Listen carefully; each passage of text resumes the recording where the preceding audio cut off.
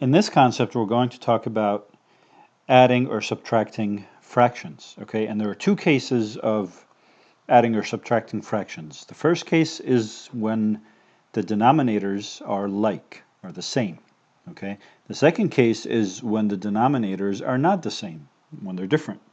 So we'll start with this case, when you have the same denominator.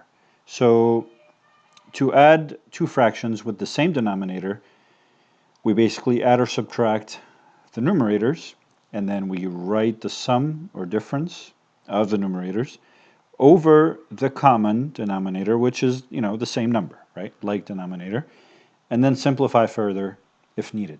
So here's an example. 1/2 plus 3/2. So we can clearly see that the denominators are the same, right? 2 and 2. In this case, you take this denominator as common. When you're finding the result, you take the common denominator in the result. And then in this case, it's an addition, so it's 1 plus 3. So you add the numerators, so 1 plus 3, giving you 4 over 2, which can simplify further to 2.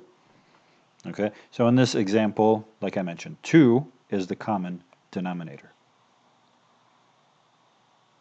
Okay, 3/4 minus 1/4. So in this case, 4 is the common denominator. So we take 4 common, and then here it's a subtraction, so it's 3 minus 1, giving you 2 over 4, which can simplify further to 1 over 2.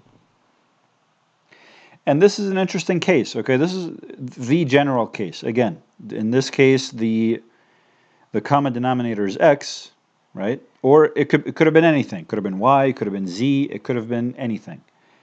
But again, just to drive the concept home, whenever the denominator is the same, you just take it as common in your result, in your, in the result of the addition. The denominator is common, and then you add the numerators, in this case 1 and 2, so 1 plus 2 over x, giving you 3 over x. This is the answer. And it does not simplify further, so it just stays as 3 over x. 15 over 6 minus 8 over 6. In this example, 6 is the common denominator, so we take 6 as common in the resulting fraction. And then we have 15 minus 8, which is 7. Okay, so 7/6. And this can be simplified further to a mixed number, and we talked about that in a previous video. So 7, how many whole sixes are included in 7? Well, there's 1 whole 6, and then there's a remainder of 1 between, that remaining 6 and 7, right? So the remainder is 1 over the original denominator, which is 6. So the answer is 1 and 1/6. Okay, and now we have some exercises for this concept. Please pause the video and come back for the solutions.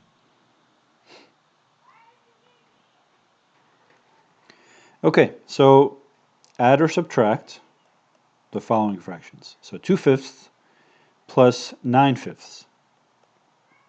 Take 5 common, right? Same denominator. And then 2 plus 9 is 11. So 11/5. This can be converted further to a mixed number, right? So how many 5s are included in 11? Well, there's 2 5s, 2 whole 5s, and then there's a remainder of 1 over 5, right? So it's 2 and 1/5. 16 over 8 minus 3 over 8. So again, take 8 common. 16 minus 3 is 13, which can simplify further to, so how many whole 8s are included in 13? Well, there's 1 whole 8, right? Because 8 times 2 would have been 16, so there's 1 full 8 in 13.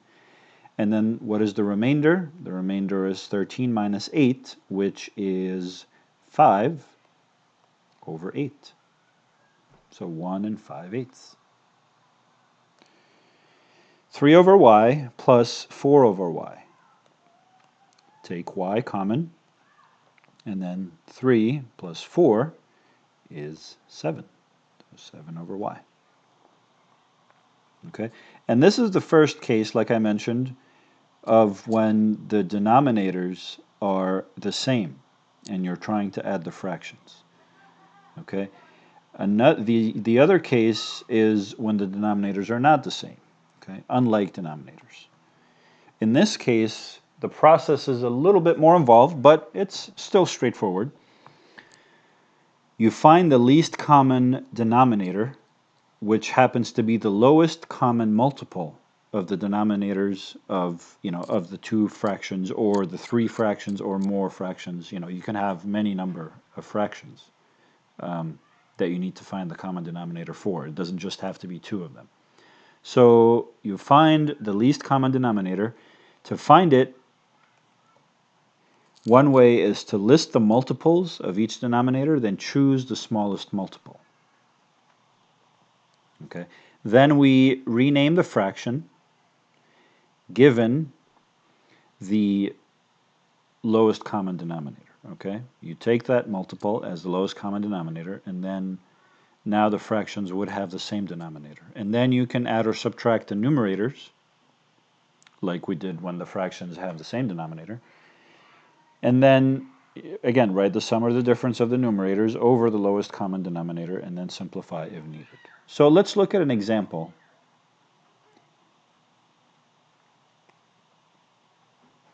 So find the least common denominator of 3/4 and 1/5.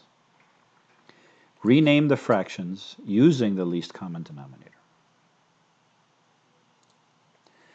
So first, find the least common denominator. So again, start by listing the multiples of the denominators. So what are the multiples of 4? Just start multiplying. 4 times 1, 4 times 2, 4 times 3, etc. So 4 times 1 is 4.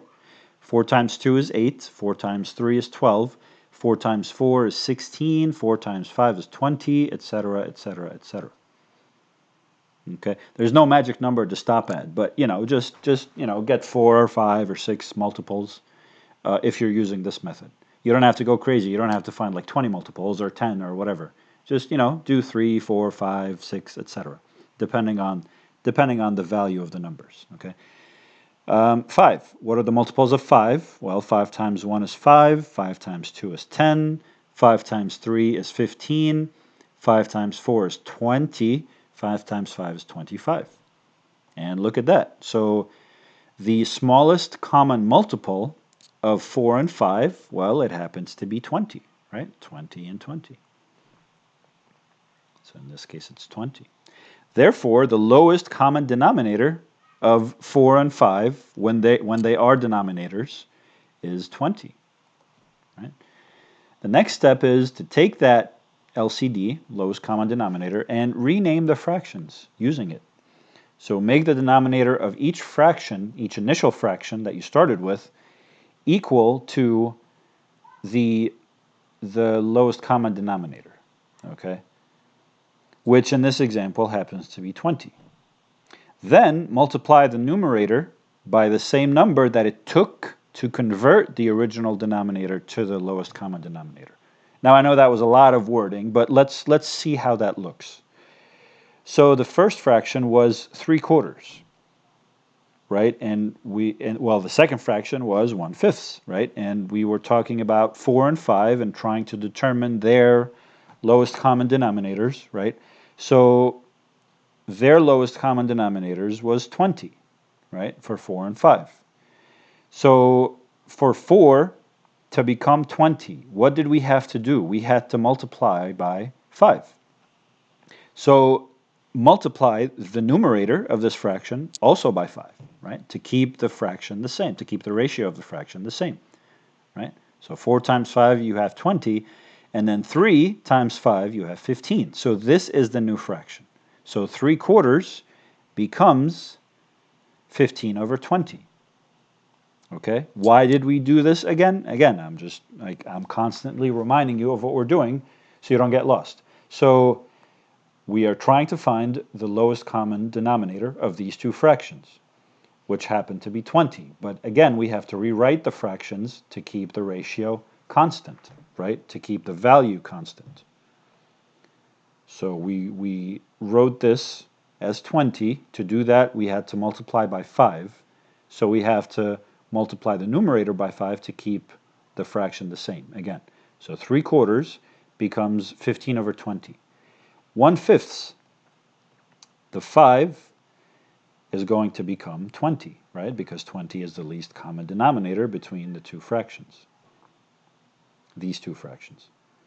So for 5 to become 20, what did we have to do to the 5? Well, we had to multiply it by 4. So multiply the numerator by 4. 1 times 4 gives you 4, right?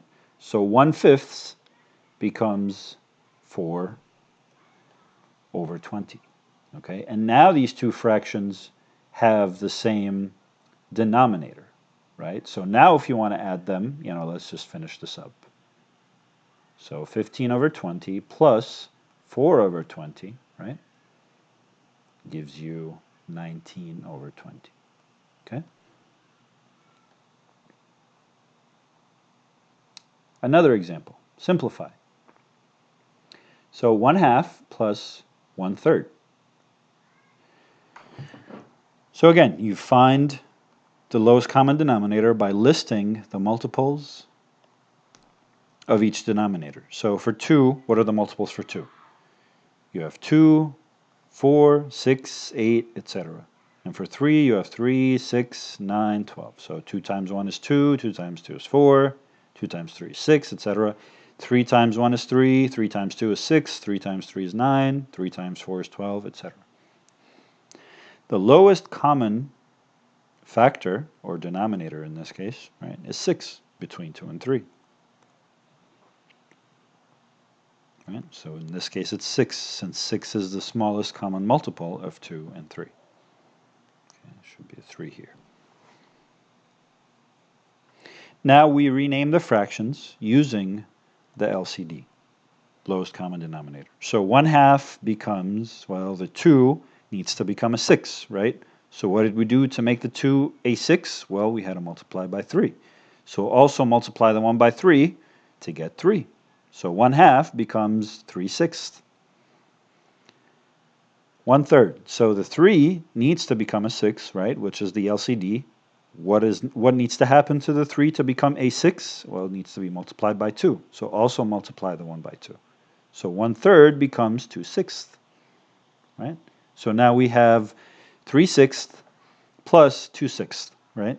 And then you can simply add them with like denominators, right? So you take the denominator as common, so 6, and then 3 plus 2 as 5. So this is the answer. So 1/2 plus 1/3, remember we started with unlike denominators, but we went through this whole process to be able to carry out the addition. Right? So 5/6 is the answer. Another example. 5/4 minus 1/3. So we can find the LCD of the denominators, 4 and 3, right? 4 and 3. So 4 times 1 is 4, times 2 is 8, times 3 is 12, etc., etc. 3 times 1 is 3, times 2 is 6, times 3 is 9, times 4 is 12, times 5 is 15. The LCD happens to be 12. Right? 12 is the common denominator or factor, since this is the smallest multiple of 4 and 3. Rename the fraction using the LCD. So 5/4 is equal to, so 4 needs to become the LCD, which is 12, right? So what needs to happen to the 4 to become 12? Well, you have to multiply it by 3, right? So multiply the 5 also by 3, so you have 15/12.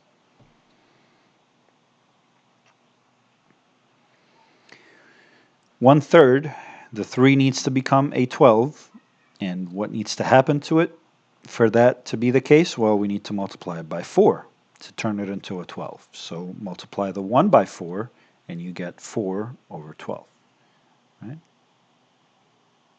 And after that, you can just carry out the subtraction, right?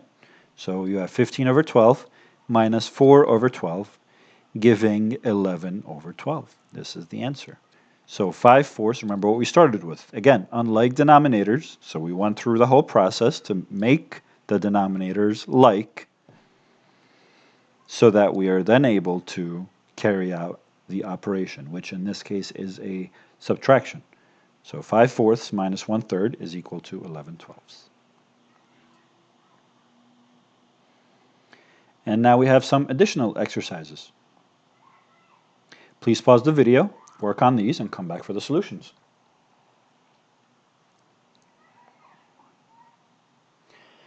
Okay, here we have 1/3 plus 1/5. So starting with, again, determining the lowest common denominator, start by listing the factors. So the factors for 3 and the factors for 5. The factors for 3 are 3 times 1 is 3, 3 times 2 is 6, 3 times 3 is 9, 3 times 4 is 12, 3 times 5 is 15, etc., etc. For 5, we have 5 times 1 is 5, 5 times 2 is 10, 5 times 3 is 15, 5 times 4 is 20, 5 times 5 is 25, etc., etc. So a common factor is 15. Right? The lowest common factor is 15, right? You have 3 and 5 different, 6 and 10, 9 and 10, 12 and 10 are 5. All of this doesn't work, right? Except 15. That's the smallest. So we take the 15 and we rewrite the two fractions with a denominator of 15. So 15 plus 15, right? So this 3 became a 15. What happened? Well, we multiplied it by 5. So take this 1 and multiply it by 5 and write that down here. So 5 over 15. So 1/3 becomes 5 over 15. This 5 became a 15. How did that happen? Well, we multiplied by 3. So take this one and multiply by 3. So 3 over 15. So 5 over 15 plus 3 over 15 is 8 over 15. This is the answer.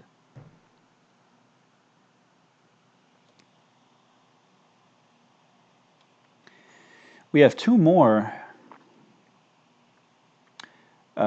exercises, and here though I want to give you a trick that is quite a bit quicker than writing out the multiples, right? Because sometimes you may have larger numbers and you have to write so many multiples and such. It could be time consuming. The other method is essentially using prime factors. And the way it works is you take the two denominators, right? So 7 and 21. And instead of writing out the multiples, you write the prime factors. So what are the prime factors of 7? Well, there's just 7, right? What are the prime factors of 21? Well, there's 3 and there's 7, right? Then take any unique prime factor, right? So here, how many unique prime factors do we have? Well, we have 3 and 7 happens to show in both of them. So take 3 and 7, right? And count how many times each of them count the most times that each of them shows in each of the numbers, the original denominators, right? So 3 shows up once. This is the maximum amount of times that 3 shows, right? So 3 shows up 1 times. 7 shows up, again, once here and once here, so the maximum amount of times that it shows is still 1, okay? Don't say that, okay, there's a 7 here and a 7 here, so we have two 7s. No. Find the largest number where, the largest amount of times that each of the prime factors occurs. So 3 shows up once, and 7 shows up once across both numbers, 7 and 21. Remember, this is the denominator, so you don't get confused. This is the denominators here, right?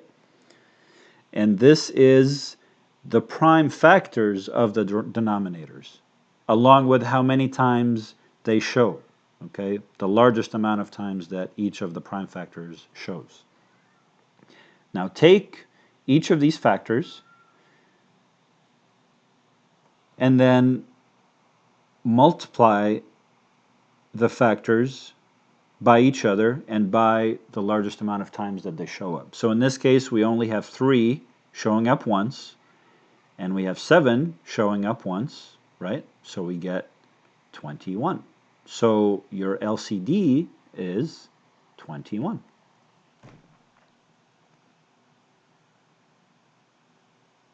Okay?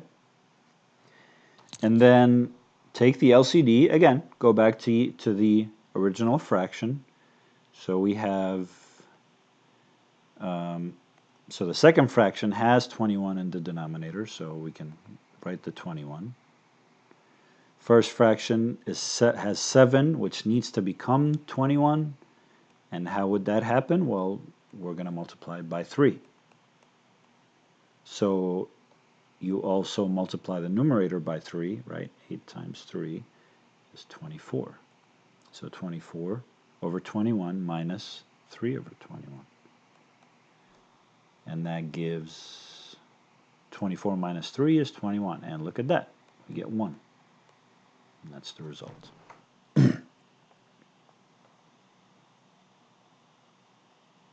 Okay? Another example. 18 over 15 minus 13 over 10. So again, let's try the prime factorization method.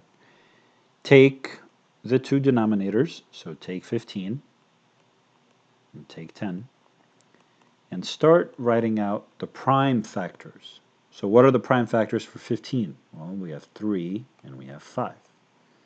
Prime factors for 10, 2 and 5. Take all the prime factors that show up ever across both numbers, so 2, right, and 3, and 5. 2 shows up once, right? There's only 1 2 here. That's the largest amount of times that it shows up. 3 shows up once here and none here, so 3 shows up once. 5 shows up once here and once here, so the largest amount of times that it shows up is still 1. Okay? So now take 1 2, right? There's only 1 2, and then 1 3, and then 1 5, and multiply them. And that gives you 2 times 3 is 6. 6 times 5 is 30. This is your lowest common denominator, right? So then we rewrite the fraction as 30 minus, 30. Right? So the 15 became 30, and for that to happen, we had to multiply by 2. So multiply the 18 times 2 to get the number on top, right? So 18 times 2 is 36. The 10 became 30, and to do that, we multiplied by 3, so multiply the 13 by 3. 13 times 3 is 39. So 36 over 30 minus 39 over 30 is minus 3 over 30, which simplifies to, you can, again, divide it by 3, you get 1, divided by 3, you get 10. So minus 1/10.